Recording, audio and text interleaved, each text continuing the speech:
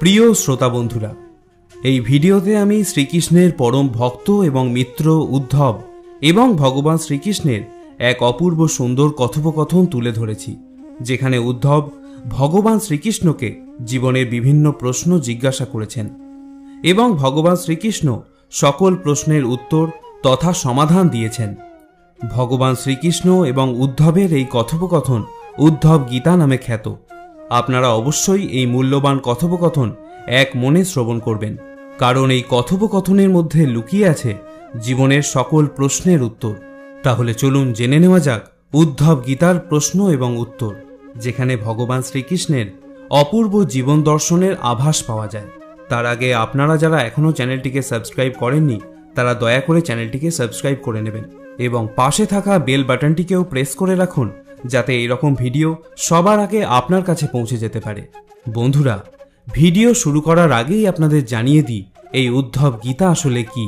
উদ্ধব ছিলেন ভগবান শ্রীকৃষ্ণের কাকাতো ভাই। তিনি ছিলেন শ্রীকৃষ্ণের জন্মপিতা বসুদেবের ভাই দেবভাগের পুত্র। কিন্তু এর থেকেও বড় পরিচয়, উদ্ধব হলেন ভগবান শ্রীকৃষ্ণের শ্রেষ্ঠ ভক্ত এবং পরম সখা। কিন্তু কখনো তিনি ভগবান শ্রীকৃষ্ণের কাছে কোনো রকম সাহায্য বা বর প্রার্থনা করেননি। যখন ভগবান তার শ্রীকৃষ্ণ লীলার একেবারে শেষ পর্যায়ে এসে পড়েছেন, তখন তিনি উদ্ধবকে বললেন, প্রিয় উদ্ধব, আমার এই কৃষ্ণ অবতারে আমি কত মানুষকে কত সাহায্য করেছি, বর দিয়েছি, কিন্তু তুমি কখনো আমার কাছ থেকে কিছুই চাওনি। তুমি এখনই আমার কাছ থেকে কিছু প্রার্থনা করো। আমি তোমাকেও কিছু কৃপা করার আনন্দ লাভের মাধ্যমে এই অবতার লীলা সমাপ্ত করতে চাই।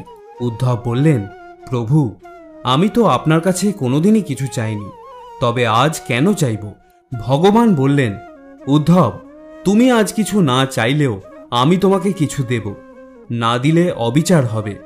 উদ্ধব বললেন, বেশ তো, যদি কিছু দিতেই হয় তাহলে আমার কিছু প্রশ্নের উত্তর দিন। ভগবান শ্রীকৃষ্ণ বললেন, বলো উদ্ধব, কি তোমার প্রশ্ন? আমি তোমার সমস্ত প্রশ্নের উত্তর অবশ্যই দেব। তখন উদ্ধব বললেন, আপনি আমাদের জীবনযাত্রার একটা নতুন পথ দেখিয়েছেন, কিন্তু আপনি নিজে চলেছেন অন্য পথে। আপনার মহাভারত লীলার অনেক লীলাতেই আমি কিছুমাত্র বুঝিনি। আমার মনে এখনো অনেক দ্বন্দ্ব রয়েছে অনেক প্রশ্ন। কৃপাপূর্বক আমার অভিলাষ আপনি পূর্ণ করুন। ভগবান শ্রীকৃষ্ণ বললেন, মহাভারতে আমি অর্জুনকে যা বলেছিলাম তা ভগবত গীতা নামে খ্যাত। আজ আমি তোমাকে যা বলবো তা উদ্ধব গীতা নামে খ্যাত হবে। তাই প্রিয় উদ্ধব, তুমি নিঃসংকোচে জিজ্ঞাসা করো। উদ্ধব জিজ্ঞাসা করলেন, প্রভু, প্রথমেই আমাকে বলুন, প্রকৃত বন্ধু কে? ভগবান শ্রীকৃষ্ণ বললেন, প্রকৃত বন্ধু হল সেই যে বন্ধুর বিপদে সাহায্যের আহ্বানের অপেক্ষা না করেই তাকে সাহায্য করতে চলে আসে।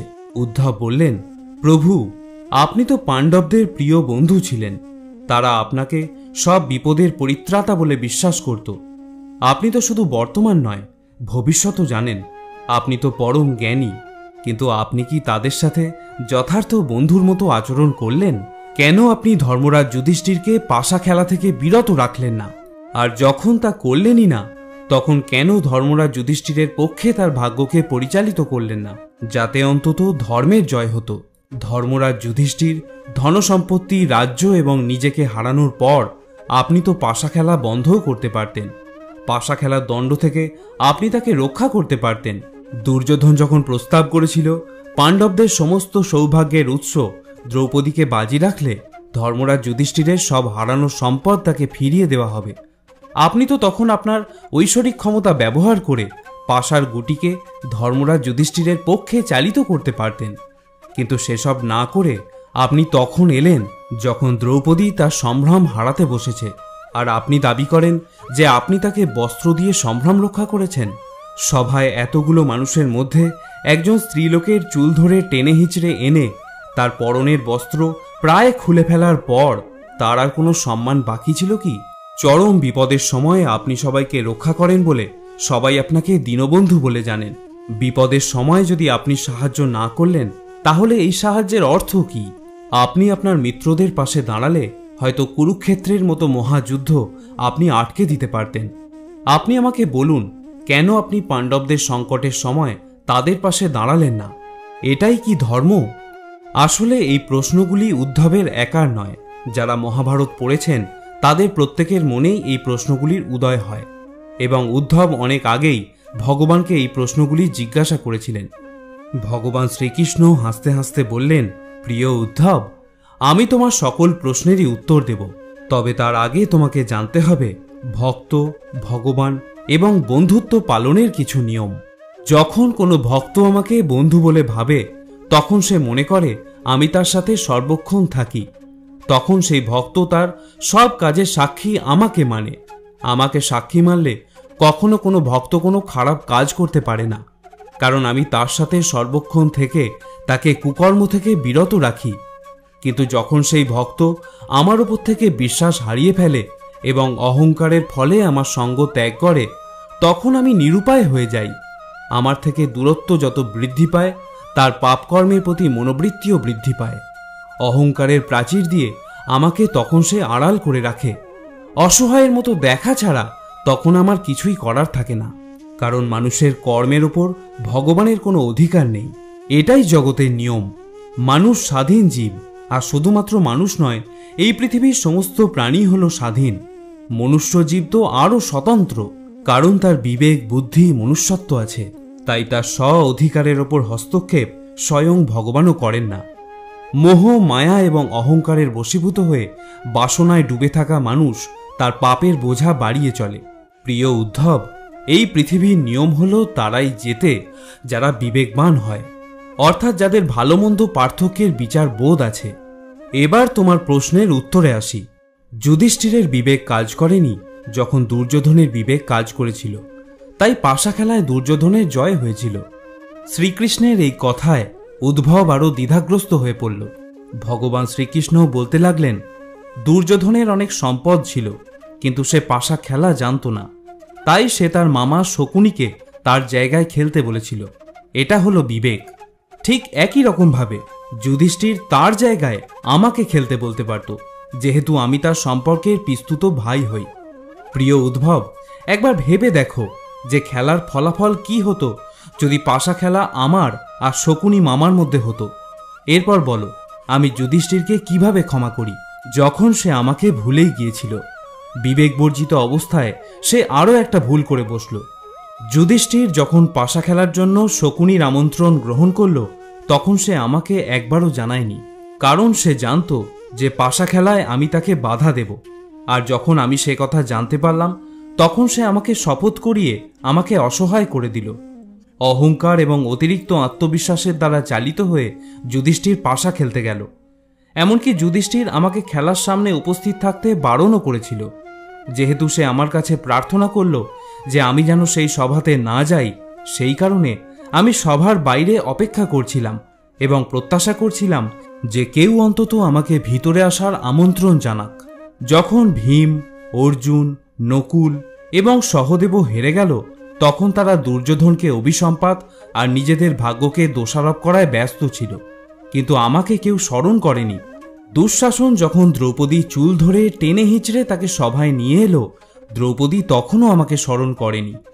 নিজের সামান্য ক্ষমতার ওপর নির্ভর করে প্রতিবাদ করছিল মাত্র, কিন্তু একবারও আমাকে স্মরণ করেনি।